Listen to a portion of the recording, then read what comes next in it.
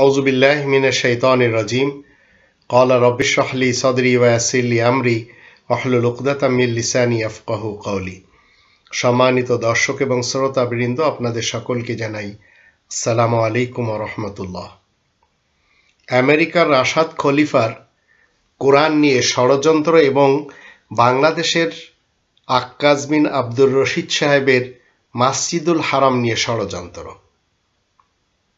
ইনাদের দুজনের ষড়যন্ত্র বুঝতে হলে প্রথমে আপনাকে জানতে হবে ইনারা প্রথমে কিছু ভক্ত তৈরি করেন। আমেরিকার রাশাদ খলিফা তার 19 গবেষণার ভেদ সামনে এনে কি করেছেন, কোরআন থেকে দুটি আয়াত বাদ দিতে চেয়েছেন, সূরা তাওবার শেষের দুটি আয়াত। তদ্রূপ ঢাকা বাংলাদেশ থেকে আক্কাস বিন আব্দুর রশিদ সাহেব কোরআনের গবেষণা করতে যেয়ে মসজিদুল হারামকে টোটাল বাদ দিয়ে নিজস্ব একটি মতবাদের নামাজ তৈরি করে দিয়েছেন বাঙালি জাতিকে। তাই বাঙালি জাতি এখন কেউ কেউ বায়েজিদ খান পন্নীর সাহেবের নামাজকে অনুসরণ করে চলেছে, বাঙালি জাতির কেউ কেউ আক্কাস বিন আব্দুর রশিদ সাহেবের নামাজকে অনুসরণ করে চলেছে। অতীতকাল থেকে অধিক বাঙালিরা ছিল আবু হানিফা সাহেবের হানাফি নামাজের অনুসারী, তাই তাদেরকে বলা হয় সুন্নি মুসলমান বাঙালি।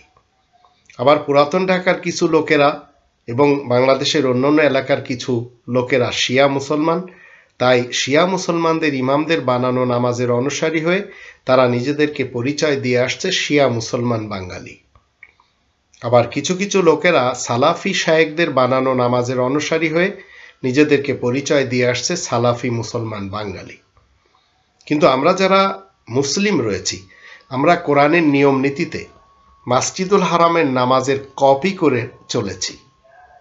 এ পথে যারা বাধা হয়ে আসবে, সে যেই হোক, রাশাদ খলিফার মতো কোরআনের দোহাই দিয়ে আসুক অথবা আক্কাস বিন আব্দুর রশিদের নামে কেউ আসুক না কেন, মুসলিম হিসেবে আপনার এবং আমার প্রতিরোধ করা দায়িত্ব। সূরা ইব্রাহিম 14 নম্বর সূরার 40 নম্বর আয়াত মতে ইব্রাহিম রাসূল কি করলেন, নামাজের একটি সিস্টেম তিনি তৈরি করে নিয়ে আল্লাহ তাআলার কাছে অ্যাপ্লিকেশন করলেন, আর আল্লাহ সেই অ্যাপ্লিকেশন কবুল করে সেটি কায়েম করার জন্য চিরস্থায়ীভাবে হুকুম দিয়ে দিলেন। রব্বি জাআলনি মুকিমাস সালাতি ওয়া মিন যুররিয়াতি রব্বানা ওয়া তাকাব্বাল দুআ। হে আমার প্রতিপালক, আমাকে নামাজ প্রতিষ্ঠাকারী বানান এবং আমার সন্তানদেরকেও। হে আমার প্রতিপালক, আপনি আমার অ্যাপ্লিকেশন, আমার প্রার্থনাকে কবুল করেন।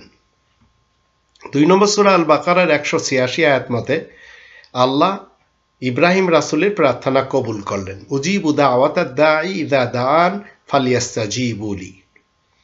তারপরে 2 নম্বর সূরা আল বাকারার 43 নম্বর আয়াত মতে আল্লাহ সর্বযুগের মানুষকে হুকুম দিয়ে দিলেন এই নামাজকে কায়েম করতে, ওয়াকিমুস সালাহ, এবং মিল্লাতে ইব্রাহিমের মাযহাবের অনুসারী হয়ে জীবন কাটাতে বললেন। 3 নম্বর সূরা আল ইমরানের 95 নম্বর আয়াত মতে কুল সাদাকাল্লাহ, তুমি বলে দাও আল্লাহ সত্য কথাই বলছেন। ফাত্তাবিউ মিল্লাতে ইব্রাহিমা হানিফা ওয়া মা কানা মিনাল মুশরিকিন, তোমরা সবাই মিল্লাতে ইব্রাহিমের মাযহাবের ইত্তেবা করো যা স্বতন্ত্র, ইব্রাহিম মুশরিকদের অন্তর্ভুক্ত না।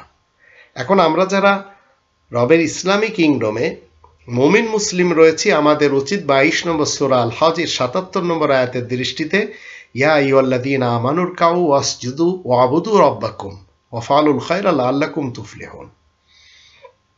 হে মুমিনগণ, তোমরা রুকু করো, সেজদা করো আর তোমাদের প্রতিপালকের ইবাদত করো এবং উত্তম কাজ করো যাতে তোমরা সাফল্য লাভ করতে পারো। 3 নম্বর সূরা আল ইমরানের 43 নম্বর আয়াতে বলা হয়েছে মারিয়ামের ব্যাপারে, ইয়া মারিয়াম উকনুতি লিরাব্বিকি ওয়াসজুদি ওয়ারকাই মা'আর রাকিন। হে মারিয়াম, তুমি তোমার প্রতিপালকের অনুগত হও, সেজদা করো এবং রুকুকারীদের সাথে রুকু করো। এখন নারী পুরুষ যারা মুমিন মুসলিম রয়েছে তারা সবাই রুকুর সাথে, সিজদার সাথে, কায়দা এবং কিয়ামের সাথে নামাজ কায়েম করবে, আর এই নামাজটি শুধুমাত্র আল্লাহ তাআলার জন্য হতে হবে। 108 নম্বর সূরার 2 নম্বর আয়াত মতে ফাসাল্লি লিরাব্বিকা, কাজেই তোমার নামাজ তোমার রবের জন্য যেন হয়। 6 নম্বর সূরা আল আনামের 162 নম্বর আয়াতের দৃষ্টিতে আপনার আমার স্লোগান দিতে হবে, এবং 163 নম্বর আয়াতের দৃষ্টিতে মুসলিম হলে, তাও আমরা আমাদের নিজস্ব সোসাইটির প্রথম মুসলিম হয়ে সেই একটি নিয়ম নীতির নামাজ কায়েম করতে হবে।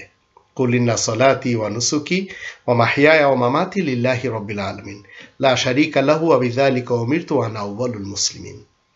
তুমি বলে দাও, নিশ্চয় আমার নামাজ, আমার যাবতীয়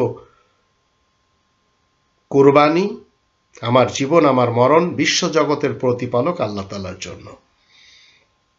আল্লাহ তাআলার কোনো শরীক নেই, আমাকে এই নির্দেশ দেওয়া হয়েছে, আর আমি সর্বপ্রথম মুসলিমিনদের অন্তর্ভুক্ত। সালাতের ভিতরে আপনাকে আমাকে কি পাঠ করতে হবে? সাহায্যের আয়াত। 2 নম্বর সূরা আল বাকারার 45 নম্বর আয়াত এবং 153 নম্বর আয়াত দুটির দৃষ্টিতে ওয়াস্তাইনু বিস-সাবরি ওয়াস-সালাহ ওয়া ইন্নাহা লাকাবীরাতুন ইল্লা আলাল খাশিন। তোমরা সবাই নামাজের মাধ্যম দিয়ে এবং ধৈর্যের মাধ্যম দিয়ে সাহায্য প্রার্থনা করো। যদি এটা বড় ব্যাপার, তবে বিনীত যারা তাদের জন্য বড় ব্যাপার না। ইয়া আইয়ুহাল্লাযীনা আমানু ইসতাঈনু বিস-সাবরি ওয়াস-সালাহ ইন্নাল্লাহা মা'আস-সাবিরিন। হে মুমিনগণ, ধৈর্য এবং নামাজের মাধ্যমে সাহায্য প্রার্থনা করো, নিশ্চয় আল্লাহ ধৈর্যশীলদের সঙ্গে রয়েছেন। তো নামাজের ভিতরে আপনি মন গড়া কোনো কিছু পড়বেন, সেটা আপনি পড়তে পারবেন না। কেউ যদি পড়ে, সেটি তার নিজস্ব ব্যাপার। 22 নম্বর সূরা আল হজ এর 26 নম্বর আয়াতে আল্লাহ বলছেন, ওয়াইদ বাওয়ানা লি ইব্রাহিমা মাকানাল বাইত আল্লাহ তুশরিক বি শাইআন ওয়া তাহির বাইতি লিত তায়িফিনা ওয়াল কায়িমিনা ওয়ার রুকআইস সুজুদ। স্মরণ করো, যখন আমি ইব্রাহিমকে বিশেষ ঘরের চিহ্নিত স্থান দেখিয়ে দিই, চিহ্নিত করে দিই এবং বলি আমার সাথে কোনো কিছুকে অংশীদার বলে গণ্য করবে না, আর আমার ঘরকে পবিত্র রাখবে তাওয়াফকারী এবং কিয়ামকারী, রুকু সিজদাকারীদের জন্য। তো আল্লাহ তাআলার ঘর হচ্ছে মসজিদুল হারাম। এই ঘরটি আপনি কিভাবে অমান্য করে চলবেন? যে ঘরটির ব্যাপারে কোরআন বলছে এটি প্রথম ঘর। 3 নম্বর সূরা আল ইমরানের 96 আয়াতে ইন্না আউওয়ালা বাইতিন, নিশ্চয় প্রথম ঘর, লাল্লাযী উদিয়া লিন্নাস, প্রত্যেকটি মানুষের জন্য বানানো, লাল্লাযী বিবাক্কাতা মুবারাকাও ওয়া হুদাল লিল আলামিন, যেটি মক্কার সাথে, যে ঘরটি জাহানবাসীদেরকে গাইড করে এবং পবিত্র। 2 নম্বর সূরা আল বাকারার 124 নম্বর আয়াতে ইব্রাহিম রাসূলকে বলা হচ্ছে, ইন্নী জাইলুকা লিন্নাসি ইমামা, নিশ্চয় আমি প্রত্যেকটি মানুষের জন্য তোমাকে ইমাম নির্বাচন করলাম। তাই আল্লাহ হুকুম দিচ্ছেন 125 নম্বর আয়াতে, ওয়াত্তাখিযু মিন মাকাম ইব্রাহিমা মুসাল্লা, ইব্রাহিমের দাঁড়ানোর স্থান থেকে কায়েমকৃত নামাজকে তোমরা নিয়ে নাও। তো দুনিয়ার যেখানে আপনি আমি থাকি না কেন, আপনার আমার নামাজের ডাইরেকশন হচ্ছে মসজিদুল হারামের ইমামতের স্থান। যখন আপনি কিছু কন্ডিশনে এসে যাবেন, তখন আবার আপনার নামাজের নিয়ম নীতি চেঞ্জ হয়ে যাবে। যেমন আপনি কোথাও কোরআনের আয়াতের সাথে ফাইট করছেন, আপনার মোকাবেলায় যারা রয়েছে সেই ফাইট কন্টিনিউ কোরআনের আয়াতের মাধ্যম দিয়ে চালিয়ে যাচ্ছেন, এমতাবস্থায় আপনাদের মাঝে এমন একজন ব্যক্তি রয়েছেন যার অধীনে আপনারা নামাজ কায়েম করবেন, তখন 2 ভাগ হয়ে 1 ভাগ 1 রাকাত পড়ে আসবে। তারা এসে যখন ফাইট কন্টিনিউ করবে, তখন দ্বিতীয় দল চলে যেয়ে তার পিছনে নামাজ পড়ে নেবে। এটি হচ্ছে একটি কন্ডিশনের নামাজ, এটা সব সময়কার জন্য না। তাই 4 নম্বর সূরা আন-নিসার 102 নম্বর আয়াতে বলা হচ্ছে, ওয়াইদা কুনতা ফিহিম ফাআকামতা লাহুমুস সালাত ফালতাকুম তায়ফাতুম মিনহুম মাআকা ওয়ালিয়াখুযু আসলিহাতাহুম ফাইদা সাজাদু ফালিয়াকুনু মিন ওয়ারাইকুম ওয়ালতাআতি তায়ফাতুন উখরা লাম ইউসাল্লু ফালিসাল্লু মাআক। এবং যখন তুমি মুমিনদের মাঝে অবস্থান করবে আর তাদের সঙ্গে নামাজ কায়েম করতে চাইবে, তখন তাদের 2টি দল হবে। একটি দল যেন তোমার সঙ্গে এসে দাঁড়ায়, আর তারা তাদের অস্ত্র যেন ধরে রাখে, তাদের সেজদা করা হলে তারা যেন তোমাদের পশ্চাতে অবস্থান করে, এবং অপর যে দলটি নামাজ আদায় যারা করেনি তারা যেন তোমার সঙ্গে নামাজ আদায় করে। তো এটি হচ্ছে একটি কন্ডিশনের, জীবনের কখনো আপনার আমার জীবনে আসতেও পারে, নাও পারে। ঠিক এইভাবে এই আয়াতটি থেকে আমরা জানব, যার পিছনে আপনি নামাজ পড়বেন সে রাসূল হোক, রাসূলের ক্যারেক্টারের কেউ হোক, 2 রাকাত সালাত সেখানে কায়েম করতে হবে, এবং যারা তার অনুসারী থাকবে তারা 2টি দল হয়ে যাবে। প্রথম দল এসে 1 রাকাত সালাত কায়েম করবে, দ্বিতীয় দল এসে আর 1 রাকাত। কিন্তু ইমাম নিজের জায়গায় দাঁড়িয়ে কি করবে? 2 রাকাত পূর্ণ করবেন। এটি ইসলাম আমাদেরকে শিক্ষা দেয় কোরআনের মাধ্যমে, কিন্তু এই সিস্টেমটি সর্বক্ষণের জন্য না, 5 ওয়াক্ত নামাজের জন্য না। 2 নম্বর সূরা আল বাকারার 238 239 আয়াত দুটির দৃষ্টিতেও আমরা আরেকটি পদ্ধতি দেখে নেব। আল্লাহ বলেন, হাফিজু আলাস সালাওয়াতি ওয়াস সালাতিল উসতা ওয়া কুমু লিল্লাহি কানিতিন। তোমরা সবাই সব নামাজগুলিকে কি করো? হেফাজত করো, আর নামাজগুলিকে তোমরা মধ্যম আকারে করে নেবে, আর আল্লাহ তাআলার জন্য দণ্ডায়মান হবে, ঠিক দাঁড়ানোর মতো দাঁড়াবে। ফাইন খিফতুম ফারিজালান আও রুকবানান, তবে যদি আশঙ্কা করো, যদি আশঙ্কা হয়, ফাইন খিফতুম ফারিজালান আও রুকবানান, তখন কি হবে? চলাকালীন অবস্থায় অথবা যানবাহনে সওয়ার অবস্থায় নামাজ পড়ে নেবে। ফাইদা আমিনতুম, যখন নিরাপদ হয়ে যাবে, ফাযকুরুল্লাহ কামা আল্লামাকুম মা লাম তাকুনু তা'লামুন, তখন কি হবে? আল্লাহ যেভাবে শিখিয়েছেন সেইভাবে তোমরা কি করবে? সালাত কায়েম করবে, আল্লাহ তাআলাকে স্মরণ করবে, যা ইতিপূর্বে তোমরা জানতে না। তাহলে বোঝা গেল এই নামাজ আপনার জীবনে কখনো কখনো আসতে পারে। আর এই নামাজ যদি আপনি মনে করেন যে শুধু 5 ওয়াক্তে 2 রাকাত করে পড়তে হবে, সেটি হবে না। আবার যদি কেউ বলে নামাজ 3 রাকাত, বা নামাজ 3 টাইম 2 রাকাত করে, অথবা 2 টাইম 2 রাকাত করে, অথবা রুকু সেজদা কায়দা কিয়ামের সাথে মসজিদুল হারামে যেভাবে নামাজ পড়ানো হয় সেই নামাজ নেই, তাহলে এগুলি তাদের নিজস্ব থট, তাদের নিজস্ব ধারণা। কোরআনের 11 নম্বর সূরা হুদের 114 নম্বর আয়াতে আল্লাহ বলেন, ওয়া আকিমিস সালাতা তরাফাইন নাহার ওয়া যুলাফাম মিনাল লাইল ইন্নাল হাসানাতি ইযহিবনা সাইয়্যাত যালিকা যিকরা লিযাকিরিন। তুমি নামাজ কায়েম করবে দিনের 2 প্রান্ত সময় আর কিছুটা রাত অতিবাহিত হলে। অবশ্যই হাসানাত পূর্ণ কাজ পাপ কাজকে দূর করে দিবে। এটা তাদের জন্য উপদেশ যারা উপদেশ গ্রহণ করে। তো এখান থেকে 3 ওয়াক্ত নামাজের আমরা একটি সন্ধান পেয়ে গেলাম।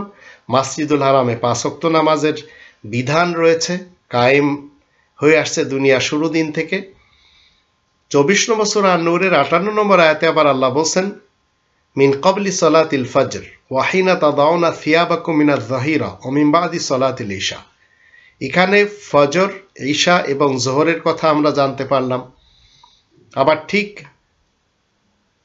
সূরা আসর 103 নম্বর সূরার প্রথম আয়াতে বলা হচ্ছে ওয়াল আসর, আসরের সময়টাও আমরা এখান থেকে জানতে পারলাম। আবার ফজরের ব্যাপারে যদি আমরা দেখি 89 নম্বর সূরা আল ফজরের প্রথম আয়াত থেকে ওয়াল ফজর, এটাও আমরা জানতে পারলাম। 17 নম্বর সূরা বানী ইসরাঈলের 78 নম্বর আয়াতে বলা আছে, আকিমিস সালাতা লিদুলুকিশ শামসি ইলা গাসাকিল লাইলি ওয়া কুরআনাল ফজর ইন্না কুরআনাল ফজরি কানা মাশহুদা। সূর্য যখন ঢলবে তখন নামাজ কায়েম করবে। তো সূর্য মাথার উপরে আসলে যখন প্রথমবার ঢলে তখন আমরা যোহরের নামাজ পড়ি। আবার এই তাপ কমতে কমতে যখন আসরের সময় ঢলে যায় তখন আমরা আসরের নামাজ পড়ি, আর একেবারে ঢলে যায় যখন আমাদের অগোচর হয়ে যায় তখন আমরা মাগরিবের নামাজ পড়ি। তারপরে বলা আছে ইলা গাসাকিল লাইলি, রাত্রি গাঢ় অন্ধকার পর্যন্ত সালাত প্রতিষ্ঠা করতে হবে। আর ফজরের সালাতে কোরআন পাঠ করতে হবে। ফজরের সালাতের কোরআন পাঠ সরাসরি সান্নিধ্য লাভের উপায়। ইন্না কোরআন ও কোরআন আল ফাজরি ইন্না কোরআন আল ফাজরি কানা মাশহুদা। 2 নম্বর সূরা আল বাকারা 43 নম্বর আয়াত মতে আপনাকে ওয়াকিমুস সালাত ওয়া আতুজ যাকাত ওয়ারকাউ মা'আর রাকিন, তোমরা নামাজ কায়েম করবে, যাকাত দিবে, রুকুকারীদের সাথে রুকু করবে। তাহলে এখানে সালাতের যে বিধান, যেটি জামাতের সাথে, সেটি এখান থেকে আমরা অনুধাবন করতে পারছি। একটি দেশে যখন মুসলিমরা শাসক হবে তখন তাদের উচিত 22 নম্বর সূরা আল হজের 41 নম্বর আয়াতের দৃষ্টিতে আল্লাহ বলেন, আল্লাযীনা ইমাক্কানাহুম ফিল আরদ আকামুস সালাত ওয়া আতাউজ যাকাত ওয়া আমারু বিল মা'রুফ ওয়া নাহাউ আনিল মুনকার ওয়া লিল্লাহি আকিবাতুল উমুর। যাদেরকে আমি জমিনে প্রতিষ্ঠিত করি তারা নামাজ প্রতিষ্ঠা করে, যাকাত প্রদান করে, সৎ কাজের আদেশ দেয়, মন্দ কাজে নিষেধ করে। সকল কাজের শেষ পরিণাম আল্লাহ তাআলার হাতে নিবদ্ধ। আজ বাংলাদেশের রাষ্ট্র ক্ষমতায় যদি মুসলিমরা থাকতেন তাহলে তারা কখনো ইচ্ছা করতেন না এই একটি দেশে হানাফি নামাজ হোক, শাফি নামাজ হোক, মালিকি নামাজ হোক, হাম্বলি নামাজ হোক, শিয়া নামাজ হোক, সুন্নি নামাজ হোক, আবার আক্কাজি নামাজ হোক অথবা বায়েজিদ খান পন্নির নামাজ হোক, একটি নামাজ প্রতিষ্ঠা করতেন যদি মুসলিমদের সরকার হতো। এখন যারা একটি সালাতের মসজিদুল হারামের অনুরূপ সালাত যারা পড়ে না তাদেরকে আবার আল্লাহ বলেন আমি তাদেরকে যাতনাতে দিব, দোজকে দিব। এটি আমরা 8 নম্বর সূরা আল আনফালের 34-35 আয়াত দুটি থেকে জেনে নিতে পারি। ওমা লাহুম আল্লা ইউআযিবুহুমুল্লাহ ওয়া হুম ইয়াসুদ্দুনা আনিল মাসজিদিল হারাম। মাসজিদুল হারাম এখানে উল্লেখ করা হয়েছে, আল্লাহ বলেন আল্লাহ তাদের শাস্তি দিবেন না এমন কি কারণ থাকতে পারে তারা মসজিদুল হারামের অনুরূপ নামাজ পড়তে বাধা দেয়। ওমা কানু আউলিয়া, তারা মসজিদুল হারামের অভিভাবক নয়। ইন আউলিয়াহু ইল্লাল মুত্তাকুন ওয়ালাকিন্না আকসারহুম লা ইয়ালামুন। মসজিদুল হারামের অভিভাবক মুত্তাকিনরা হয়ে থাকে কিন্তু অধিকাংশ মানুষেরা জানে না। ওমা কানা সালাতুহুম ইনদাল বাইতি ইল্লা মুকা ওয়া তাসদিয়া। মসজিদুল হারামের দৃষ্টিতে, এই বিশেষ ঘরের দৃষ্টিতে ওদের নামাজ তালি বাজানো এবং শীষ দেওয়া ছাড়া আর কিছু না। ফাজুকুল আযাবা বিমা কুনতুম তাকফুরুন, তাই আযাবে চলে যাও, তোমরা আযাবের স্বাদ চেখে নাও, কারণ তোমরা অমান্য করতে মসজিদুল হারামের সিস্টেমকে। এখন যারা মসজিদুল হারামের সিস্টেমের বিপরীত নামাজ পড়বে অথবা যারা নামাজ পড়বে না তারা সবাই দোজকে যাচ্ছে। 74 নম্বর সূরা আল মুদ্দাসিরের 42-43 বলা হচ্ছে, মা সালাকাকুম ফি সাকার, কোন কারণে তোমরা জাহান্নামে চলে গেলে বা জাহান্নামে তোমাদেরকে নিয়ে গেল। 43 আয়াতে বলা হচ্ছে, ক্বালু লাম নাকু মিনাল মুসাল্লিন, আমরা নামাজ আদায়কারীদের লোকদের দলে শামিল ছিলাম না। তো আপনার এই নামাজ জামাতের সাথে পড়তে হবে। কখনো যদি একা পড়তে হয় তাহলে কিভাবে পড়তে হবে সেটি কোরআন বলে দিচ্ছে 17 নম্বর সূরা বানী ইসরাঈলের 110 নম্বর আয়াতে। কুলিদুল্লাহ আবিদুর রহমান আইয়াম্মা তাদউ ফালাহুল আসমাউল হুসনা ওয়ালা তাজহার বিসলাতিকা ওয়ালা তুখাফিদ বিহা ওয়াবতাগি বাইনা যালিকা সাবিলা।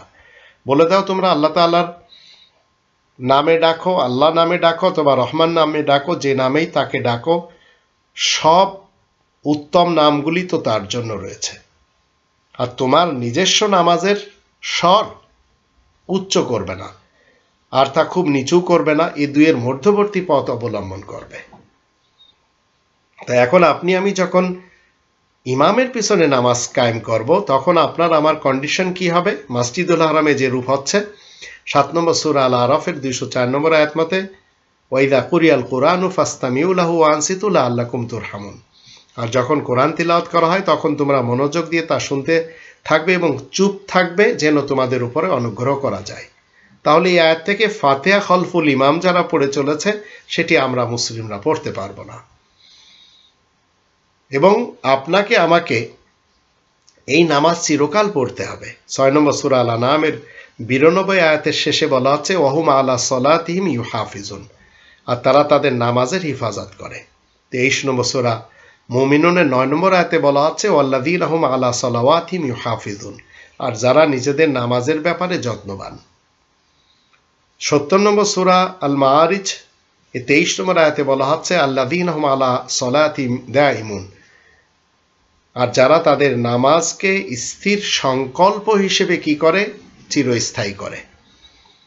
এইভাবে যদি মসজিদুল হারামের অনুরূপ নামাজ আপনি আমি পড়তে পারি, এই নামাজ আপনাকে আমাকে নিশ্চিত যাবতীয় অশ্লীল এবং মন্দ কাজ থেকে ফিরিয়ে রাখবে। 29 নম্বর সূরা আল আনকাবুতের 45 নম্বর আয়াতে বলা হচ্ছে উতলু মা উহিয়া ইলাইকা মিনাল কিতাবি ওয়া আকিমিস সালাহ ইন্না সালাতা তানহা আনিল ফাহশাই ওয়াল মুনকার ওয়া লাযিকরুল্লাহি আকবার আল্লাহু ইয়ালামু মা তাসনাউন। তোমার প্রতি যা ওহী করা হয় লিখিত আল কিতাব থেকে তা পাঠ করবে আর নামাজ কায়েম করবে, নিশ্চয় নামাজ অশ্লীল এবং মন্দ কাজ থেকে বিরত রাখে। নিশ্চয় আল্লাহ তাআলারই আইন সেটি হচ্ছে সেরা আইন।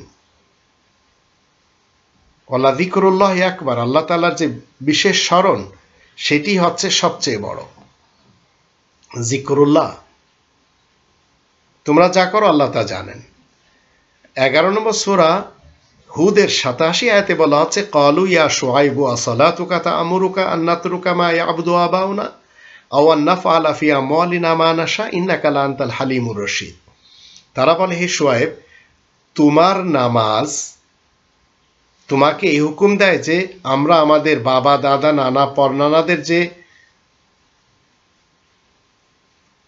ইবাদত বন্দেগী যা তারা করে আসছে সেগুলি পরিত্যাগ করব, বা আমাদের ধন সম্পদের ব্যাপারে আমরা ইচ্ছে মতো খরচ করতে পারবো না। তুমি তো দেখছি বড় ধৈর্যশীল এবং ভালো মানুষ সেজেছ। তো এই আয়াত থেকেও আমরা জানলাম সালাত আপনাকে সবসময় যাবতীয় অশ্লীল কাজকর্ম থেকে দূরে রাখবে, আর এই সালাত আপনাকে টাইমলি কায়েম করতে হবে। 4 নম্বর সূরা আন-নিসা এর 103 নম্বর আয়াত মতে ইন্নাস সালাতা কানাত আলাল মুমিনিনা কিতাবাম মাওকুতা, সালাত নির্দিষ্ট সময়ে কায়েম করা মুমিনদের জন্য লিখে দেওয়া হয়েছে। তো এখন যারা মসজিদুল হারামের অনুরূপ সালাত পড়বে না, তাদের নামাজ কোনোদিন যাবতীয় অশ্লীলতা থেকে দূরে রাখবে না। সেটি আমরা রবের ইসলামী রাজ্যের মুসলমান শিয়াদের, মুসলমান সুন্নিদের, মুসলমান সালাফিদের দেখতে পাচ্ছি। তারা তাদের মন গড়া নামাজ পড়ে যাচ্ছে বেদায় অশ্লীল কাজও করে চলেছে। রক্তপাত তারাই ঘটাচ্ছে। ইয়ামানে বলেন, সৌদি আরবে বলেন, পাকিস্তানে বলেন, ইন্ডিয়াতে বলেন, বাংলাদেশে বলেন, আফগানিস্তানে বলেন, সিরিয়াতে বলেন, ইরাকে বলেন, ফিলিস্তিনে বলেন, আরাকালে বলেন, এরা সবাই নামাজি, কিন্তু মসজিদুল হারামের অনুরূপ নামাজিরা পড়ে না বেধায় এদের নামাজ যাবতীয় অশ্লীলতা থেকে দূরে রাখে না। রবের ইসলামী কিংডমে যত প্রাণী রয়েছে সকলের ব্যাপারে আল্লাহ 24 নম্বর সূরা নূরের 41 নম্বর আয়াতে বলা আছে কুল্লুন কদ আলিমা সলাতাহু ওয়া তাসবিহা, প্রত্যেকেই জানে তাদের নামাজের এবং তাসবির পদ্ধতি। শুধু আপনি এবং আমি মসজিদুল হারাম থেকে নিতে রাজি না, যার কারণে আমাদের সমস্যা হচ্ছে। আর যখন আপনি আমি মসজিদুল হারামের কথা বলছি তখন দেখা গেল কিছু লোকেরা এর বিপক্ষে অন্যান্য মসজিদ এবং ইবাদতখানা তৈরি করে তারা নামাজের বিধিবিধান তাদের মতো করে সাজিয়ে নিয়েছে। তো আল্লাহ বলছেন যে এই সমস্ত মসজিদে আমরা মুমিন মুসলিম হলে যেতে পারবো না। 9 নম্বর সূরা তাওবা এর 107 নম্বর আয়াতে বলা আছে ওয়াল্লাযীনা ইত্তাখাযু মাসজিদান দিরারা ওয়া কুফরান ওয়া তাফরীকাম বাইনাল মুমিনিন ওয়া ইরসাদাল লিমান হারাবাল্লাহু ওয়া রাসূলুহু মিন ক্বাবলু ওয়া লা ইয়াহলিফুনা ইন আরাদনা ইল্লাল হুসনা ওয়াল্লাহু ইয়াশহাদু ইন্নাহুম লাকাযিবুন। আর যারা মসজিদ তৈরি করেছে ক্ষতি সাধন করার জন্য, কুফরি করার জন্য, আল্লাহ তাআলার আয়াত গোপন করার জন্য আর মুমিনদের মধ্যে বিভেদ সৃষ্টি করার জন্য, আর যে ব্যক্তি ইতিপূর্বে আল্লাহ তার রাসূলের বিরুদ্ধে যুদ্ধ করেছে তার ঘাঁটি হিসেবে ব্যবহারের নিমিত্তে তারা অবশ্যই শপথ করে বলবে আমাদের উদ্দেশ্য সৎ ব্যতীত আর তো কিছুই না, কিন্তু আল্লাহ সাক্ষী দিচ্ছেন তারা মিথ্যেবাদী। তাই 108 নম্বর আয়াতের শুরুতে বলা আছে লা তাকুম ফি আবাদা, সেখানে কখনো তোমরা দাঁড়াবে না। তো এইসব মসজিদে আমরা মুসলিমরা যেতে পারবো না যে মসজিদগুলি মসজিদুল হারামের অনুরূপ সালাত দিচ্ছে না, কেননা তারা তো শাস্তি পাবে। মসজিদুল হারামের দৃষ্টিতে তাদের নামাজ তালি বাজানো এবং শীষ দেওয়া ছাড়া আর তো কিছু নাই, তাই তাদেরকে কি করা হবে, শাস্তি দেওয়া হবে।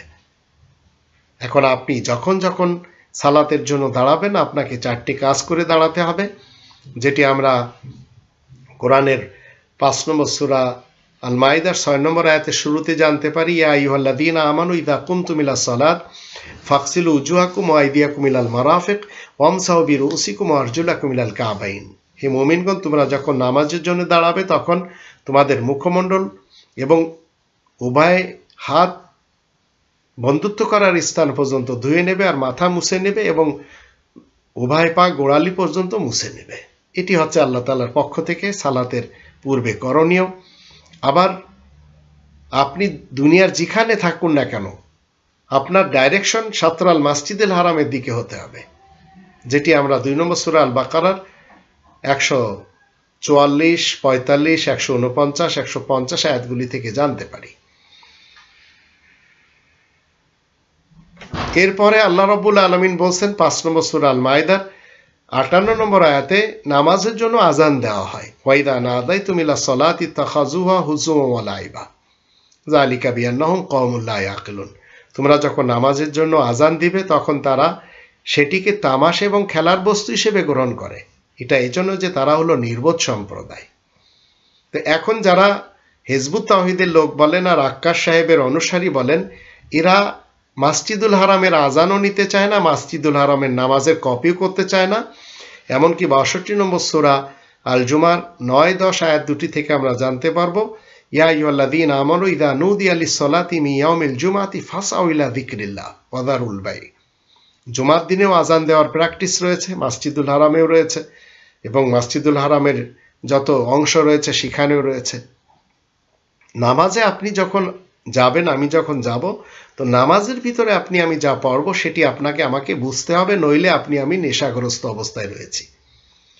ইয়া আইয়ুহাল্লাযীনা আমানু লা তাকরাবুস সালাতা ওয়া আনতুম সুকারা হাত্তা তা'লামু মা তাকুলুন। 4 নম্বর সূরা আন-নিসা 43 নম্বর আয়াত মতে, হে মুমিনগণ, তোমরা নেশাগ্রস্ত অবস্থায় সালাতের নিকটবর্তীও যাবে না, নামাজের ধারে কাছেও যাবে না, যতক্ষণ তোমরা যা বলছো তা বুঝতে না পারবে। তা এখন আপনি চিন্তা করেন, আপনি নিজেও তো যাচ্ছেন না, মাসজিদুল হারামের অনুরূপ যারা পড়ছে তাদেরকে আপনি কি করছেন, বাধাও দিচ্ছেন এবং তাদের জন্য বিভিন্ন ধরনের আপনারা কথা বলছেন, নিজেরা শুধরাতে রাজি না। মাসজিদুল হারাম একই নিয়ম নীতিতে ফজরের সময় 2 রাকাত, জোহরে 4 রাকাত, আসরে 4 রাকাত, মাগরিবে 3 রাকাত, ইশায় 4 রাকাত, তারাবিতে 27 রাকাত, জুমার সময় 2 রাকাত দিয়ে আসছে। কিন্তু আপনি ঢাকায় বসে বা টাঙ্গাইলে বসে বা বাগদাদে বসে বা অন্যান্য স্থানে বসে মাসজিদুল হারামের নিয়ম নীতিকে চেঞ্জ করতে চাচ্ছেন, এমত অবস্থায় আপনি সেখানে যেতেও রাজি না। আপনি যে সেখানে চেঞ্জ করেন, যদি আপনি মনে করেন যে আপনারটা সঠিক, তো আপনি সেখানে যেয়ে প্রমাণ দিন। কিন্তু আপনি ভালো করেই জানেন মাসজিদুল হারামের সাথে পাঙ্গা নিলে আপনার অবস্থা কি হবে। যে অবস্থা অতীতকালে মসজিদুল হারামের বিপক্ষে যারা যারা স্ট্যান্ড নিয়েছে, ঠিক সেই রকম আপনারও অবস্থা হবে, কিন্তু আপনাকে অপেক্ষা করতে হবে। আর আপনি যদি মনে করেন আপনারটা সঠিক, তাহলে আপনি মসজিদুল হারামে যান। ঢাকায় বসে আপনি কেন অন্য সিস্টেমে নামাজ দিচ্ছেন? আপনি সেখানকার কর্তৃপক্ষের সাথে কথা বলেন, সেখানে যে আপনি বলেন যে এইটি হতে হবে, তো আপনি দেখেন সেখান থেকে জীবিত ঢাকায় ফেরত আসতে পারেন কিনা। কারণ আল্লাহ তাআলার ঘরের সিস্টেমকে আপনি, কোরআন যেটি বলছে, বাইতিয়া শব্দটি কোরআন বলছে 2 নম্বর সূরা আল বাকারার 125 নম্বর আয়াতে, আর সেই বাইতিয়া আল্লাহ তাআলা বলছেন এটি আমার ঘর। তো আল্লাহ তাআলার ঘরে শিরিক হোক, আল্লাহ তাআলার ঘরে কোরআন বিরোধী সিস্টেমে নামাজ হোক, সেটি আল্লাহ তো চান না। তা আপনি কেন বলছেন সেখানে সব কিছু খারাপ হচ্ছে? আপনি কোন মুখে বলছেন? কারণ আপনি অপোজিশন সেজেছেন মসজিদুল হারামের। তাই আপনাকে জানতে হবে, এই কোরআনের 16 নম্বর সূরা নাহাল এর 116 নম্বর আয়াতে বলা হচ্ছে, ওয়ালা তাকুলু লিমা তাসিফু আলসিনাতুকুমুল কাযিব হাযা হালালু ওয়া হাযা হারাম লিতাফতারু আলাল্লাহিল কাযিব ইন্নাল্লাযীনা ইফতারুনা আলাল্লাহিল কাযিবা লা ইফলিহুন। এমনই তোমাদের মুখে যেসব মিথ্যে কথা এসে যায় সেসব বলো না যে এটা হালাল ওটা হারাম, এসব বলে আল্লাহ তাআলার উপরে মিথ্যা অভিযোগ চাপাতে চেষ্টা করো না। একথা সত্য সুনিশ্চিত, যারা আল্লাহ তাআলার উপরে মিথ্যা চাপায়, আয়াত বিরোধী মুফতি সমাজ, কিছুতে তারা মুক্তি পাবে না। তো আপনি মসজিদুল হারামের উপরে, কোরআনের উপরে হাত উঠানোর পূর্বে একটু চিন্তা করে দেখুন আপনার ফতোয়াগুলি কোরআনের পক্ষে যাচ্ছে, মসজিদুল হারামের পক্ষে যাচ্ছে, না কোরআনের বিপক্ষে যাচ্ছে, আর মসজিদুল হারামের বিপক্ষে যাচ্ছে। একটু চিন্তা করে দেখলে আপনি ঢাকা থেকে বুঝতে পারবেন যে আপনার এই সিস্টেম কতটুকু আল্লাহ তাআলার নিকট গ্রহণযোগ্য আর কতটুকু আল্লাহ তাআলার দৃষ্টিতে কান্ডেম। আল্লাহ আমাদের সবাইকে কোরআনের আয়াত মতে মসজিদুল হারামের যাবতীয় সিস্টেম বুঝার তৌফিক দান করুন।